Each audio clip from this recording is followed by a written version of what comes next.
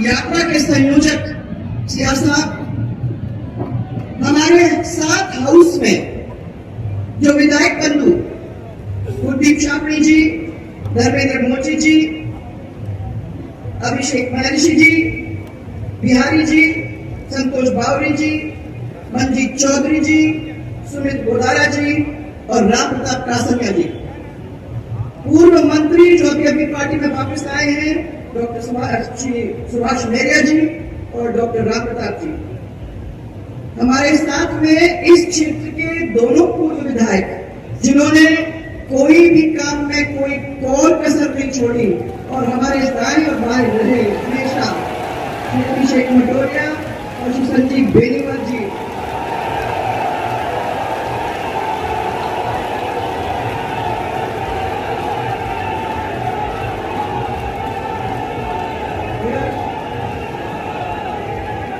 तुम्हारी आवाज यहाँ तक आ गई भाई, सुनती नहीं।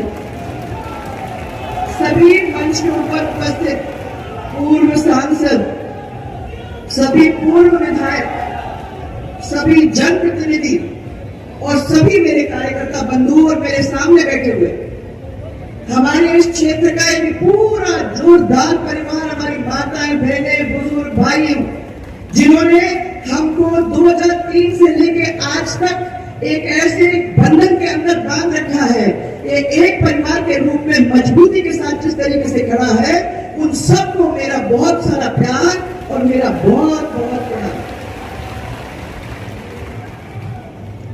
सब भाइयों, गोगा जी की इस पवित्र भूमि पे हम लोग सब खड़े हैं। आप लोगों ने गोगा जी का क्या मंदिर था और आज हमारी सरकार ने आप लोगों के सहयोग के साथ उसको कैसे बना के छोड़ दिया है, वो आप सबके सामने 20 करोड़ की लागत से एक सुंदर सुंदर मंदिर आपके सामने है।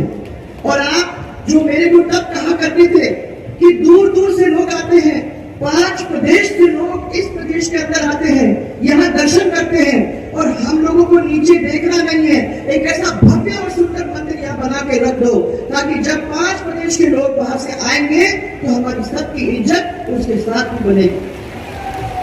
आज वो मंदिर आपके सामने खड़ा है, पर मैं मानती हूँ कि जो मास्टर प्लान में अपन ने बनाया था उसको पूरा करना था। अगर वो पूरा कर देते तो धर्मशाला, गोठशाला, ये सब चीजें आपकी वहां बन जाती, गौशाला, ये सब लग जाता। परंतु 5 साल निकलने को हो रहे हैं और इस अशोक गहलोत सरकार ने इतने बड़े काम के ऊपर ध्यान न देते हुए जैसे था जब सरकार गई वैसे ही आज उसको छोड़ के रखा है। इस अवसर पर मैं आपको याद दिलाना चाहती हूँ कि गोगा जी के सामने 36 के 36 कौम आके ढोल लेके जाते हैं, उनके सामने सब धर्म, सब जाति एक है और वो सबके दुख को हरने का काम करते हैं।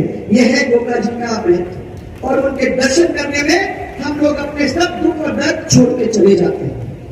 आज इसी अवसर पर मैं आदरणीय गडकरी जी, हमारे माननीय केंद्रीय सड़क और परिवहन मंत्री श्री नितिन गडकरी जी को यहाँ आप सबकी ओर से स्वागत करना चाहती हूँ, बहुत बहुत जोरदार तरीके से स्वागत करना चाहती हूँ। इन्होंने देश के अंदर तेजी से सड़क बनाई है और मुझे ये कहा, उनके बारे में आजकल ये कहा जाता है कि ये थकते नहीं है, ये एक विकास पुरुष के नाम से जाने जाते हैं। और हमने तो खुद 5 साल में देखा है, उनके नेतृत्व में हमारे सड़क का नेटवर्क ऑलमोस्ट इसको बोलते हैं 60% दुनिया में अमेरिका के बाद दूसरा स्थान पर पहुंच गया है। कितनी बड़ी बात है। और मैं आपको ये भी कहना चाहती हूँ कि इनके साथ साथ आज आपके 2024 के अंदर जिस तरीके से सड़क का काम चल रहा है वो अमेरिका के बराबर हम लोग आ जाएंगे। और राष्ट्रीय राजमार्ग के निर्माण में राजस्थान 8वें स्थान पर था, परंतु इनकी वजह से राजस्थान पहले स्थान पर आज आके रह गया। उनको मैं धन्यवाद देना चाहती हूँ, उन्होंने कभी नाई नहीं किया, मांगा तो दिया, नहीं मांगा तो भी दिया। एक ऐसे मंत्री है। और साफ सिंचाई की योजनाएं हम मैं गई थी उनके पास, डॉक्टर राम प्रताप जी थे मंत्री उस समय, उनको लेके गई थी, राहुल जी को लेके गई थी, सांसद थे, और तीनों जन हम लोग जब गए थे तो उन्होंने मेरे को ये कहा था कि जो 7 सिंचाई की योजना है, पेयजल की योजना है, चाहे हरियाणा के साथ हो, यूपी के साथ हो, जो भी प्रॉब्लम्स हैं उनको बैठ कर हम लोग सॉल्व कर देंगे। और बहुत हद तक उन्होंने उसको सॉल्व करने का काम भी किया था। मैं आपको फिर से उसके लिए धन्यवाद देना चाहती हूँ। इसीलिए ऐसे मंत्री के लिए तो मैं समझती हूँ ताली का, मैं जोर जोर से ताली बजाकर उनका स्वागत करना मैं समझती हूँ बहुत बड़ी बात है। पर हमारे यहाँ भाई साहब, मैं आपका ध्यान आकर्षित करना चाहूंगी, हमारे यहाँ बहुत सारी और भी मुसीबतें हैं। यहाँ के लोग पूरे देश का पेट भरने में सहायता देते हैं, और प्रधानमंत्री जी ने जो बड़े बड़े काम किए हैं, जैसे किसान सम्मान निधि की योजना, प्रति वर्ष 6,000 रुपए सबके बैंक अकाउंट में डालने का काम, उन्होंने विभिन्न योजनाओं के साथ किसान की आय को दुगनी बनाने का काम करने की कोशिश की है। एक तो मोदी जी एक तरफ, और दूसरी तरफ उन्होंने जो मान रखा है वो दूसरी तरफ अशोक गहलोत, जिन्होंने और जिनके राज्य में कितने सारे किसानों ने अब आत्महत्या कर दी है, वो आप लोग सबको मालूम है। मैं आपको ये बताना चाहूंगी कि करीबन 4 दर्जन ऐसे लोग हैं जिनने इनकी वजह से और इनकी स्कीम्स की वजह से, नाकामयाबी की वजह से एक अपनी जिंदगी को खो बैठे। हनुमानगढ़ जिले के अंदर एक किसान था सुरजाराम, बैंक का लोन था, बैंक का कर्जा पूरा नहीं कर सका। हमको वादा किया गया था जब कांग्रेस सरकार आई थी, उन्होंने ये कह दिया था कि 10 दिन के अंदर, और गिने थे उंगली के ऊपर, आगे आपको सबको उंगली पे गिन के कहा था कि 10 दिन के अंदर सब कर्जे, जो भी कर्जे हैं वो सब माफ करने का काम हम करेंगे। आज 4.5 साल, कुछ दिनों के अंदर पूरे 5 साल आपके हो जाएंगे, एक भी कर्जा अभी तक माफ नहीं हुआ है, और इसलिए इतने सैकड़ों लोग अपने आत्महत्या करके रह गए। किसानों की भूमि कुर्क कर दी है, करीबन 19,000 ऐसे किसान हैं जिनकी भूमि कुर्क हुई है। और हनुमानगढ़ की बात अगर हम करें तो करीबन 1900 ऐसे किसान हैं जिनकी भूमि चली गई। किसान विरोधी इस सरकार के अंतर्गत पूरा अगस्त सूखा निकल गया है। भाइयों, आपको सबको मालूम है, सही तरीके से आपको बीज नहीं मिल रहा, खाद नहीं मिल रहा, और पानी का तो नाम और निशानी नहीं है। ऐसे समय में सरकार का क्या फर्ज बनता है? गिरदावरी करनी चाहिए, पता करना चाहिए, अपने पूरे रिकॉर्ड निकालने चाहिए, और उसके बाद जहां जहां आर्थिक सहायता पहुंचाने की जरूरत है वहां तक आर्थिक सहायता पहुंचाने का काम करना चाहिए। किसी को मिला पैसा? मिला किसी को भी मिला क्या? नहीं मिला। फसल बीमा क्लेम के जो प्रकरण है उनको समय पर नहीं किया। सिंध मुक्त नहर प्रणाली के सिस्टम के अंदर हम लोगों ने चकबंदी, किलाबंदी, मुरब्बाबंदी का काम आपको याद होगा शुरू किया था, और टेल तक पानी पहुंचाने का काम किया था, आप लोग सबको याद है।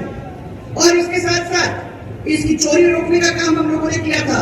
आज फिर भगवान भरोसे आप सबको मालूम है कि अभी चोरी भी हो रही है, यहाँ तक कि पानी जा रहा है हरियाणा के अंदर, जहाँ 1200 रुपए में प्रति घंटे पानी बेचा जा रहा है, और उसके रोकने वाला, उसको देखने वाला, उसको पनिश करने वाला यहाँ आज कोई भी नहीं। खेतों में आपने देखा है कपास के अंदर रोग लग गया, किसानों की फसलें बर्बाद हो चुकी हैं, सरकार सुन नहीं रही है। और अगर आप देखें यहाँ समर्थन मूल्यों के बारे में मैंने सबसे पूछा तो उन लोगों ने मेरे को बताया कि आपके टाइम में अच्छी मात्रा में हम लोगों को धान, सरसों, कॉटन का MSP मिला करता था। समर्थन मूल्य पर अभी बाजरा की खरीद नहीं हो रही, क्योंकि इस सरकार ने ऊपर डिमांड ही नहीं भेजा है। यहाँ आपके दाम तो क्या है आपको मालूम है, मार्केट में 1200-1300 रुपए मिल रहे हैं। हरियाणा के अंदर MSP के हिसाब से 2350 इस तरीके के पैसे मिल रहे हैं, तो हमारे पूरे किसान अभी भी बर्बाद हो रहे हैं।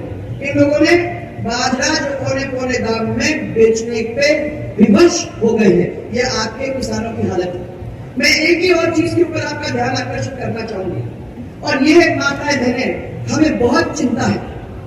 सबसे चिंताजनक बात है कि आज यहाँ युवाओं की नहीं, छोटे बच्चे तक ड्रग्स लेने का काम कर रहे हैं। आप देख लीजिए, चाहे वो हेरोइन हो, चाहे वो चिट्टा बोलते चिट्टा हो, वो ले लेके अपने बच्चे अपनी जिंदगी बर्बाद करने पर तुले हुए हैं। और जो बाकी बचे कुचे हैं, वो पेपर लीक की वजह से आत्महत्या के ऊपर कगार पे आके खड़े हुए हैं। किसी को सरकार पूछ नहीं रही है, किसी को सरकार मदद नहीं कर रही है। ऐसे बड़े काम को रोकने के लिए भी सरकार कोई कदम नहीं उठा रही है। ऐसी सरकार को भाव हम लोगों को कितने दिन तक रखना है भाई? हमारी सरकार ने 20 करोड़ की लागत से गोगावेली का मंदिर बनाया। 145 करोड़ की लागत से रावतसर नोर भादरा सड़क, नोर भादरा क्षेत्र के अंदर 12 रेलवे अंडर ब्रिज और ओवर ब्रिज। और मैं भाई साहब से यही पूछना चाह रही हूँ राहुल कस्बा जी से और यहाँ के लोगों से कि अगर थोड़े से ओवर ब्रिज भी अपने को या अंडर ब्रिज भी अपने को मिल जाते हैं तो मैं सोचती हूँ कि आगे चल के हमको हमारे क्षेत्र के अंदर लोगों को थोड़ा सा मदद मिल जाएगी। और यह हमेशा हम लोगों को उसकी जरूरत है, उसका नोट बना के दे दें। हाँ, सड़क पर रेलवे ओवर ब्रिज, राजगढ़ के भादरा में कॉलेज, पुलिस उप अधीक्षक कार्यालय, डीटीओ कार्यालय। और 4.5 साल हम लोगों ने तो वो काम करके दिया और 4.5 साल ये सो रहे हैं। अनेक गौरव पत्र भी हम लोगों ने बना के रखी है। आपको याद होगा कि ये भी आपके गांव में पहुंचे हुए हैं। सबसे महंगा डीजल पेट्रोल अगर कहीं है तो वो हमारे राजस्थान में है। और इसको लेकर मैं अभी पढ़ रही थी कि कुछ दिनों में आपको कुछ आंदोलन करने की शुरुआत में है, जो करने की भी जरूरत है। पर आज मैं तो इतना ही कहना चाहूंगी कि भाई साहब, आप अपने ऐसे चित्र में आए हो, सब प्रेमी हैं, सब आपके हैं। आपने जो काम किया है उसको पूरी तरह से वो जहन में रखे हुए हैं और याद करते हैं। और इसलिए आपका यहाँ ढेरों स्वागत, दिलों से स्वागत। और मुझे ये विश्वास है कि आने वाले समय के अंदर मोदी जी के हाथ को हम लोग मजबूत करेंगे, कमल के फूल को खिलाएंगे और जोरदार तरीके से भारतीय जनता पार्टी को यहाँ लाने का काम करेंगे। इसी विश्वास के साथ आप लोग सबको बहुत सारा मेरा प्यार, बहुत सारा मेरा प्यार और बहुत सारा धन्यवाद। और एक बार जोरदार तारा दोनों हाथ ऊपर करके जय जय राजस्थान, जोर से जय जय राजस्थान। आपको बहुत बहुत धन्यवाद और मेरा बहुत बहुत प्रणाम।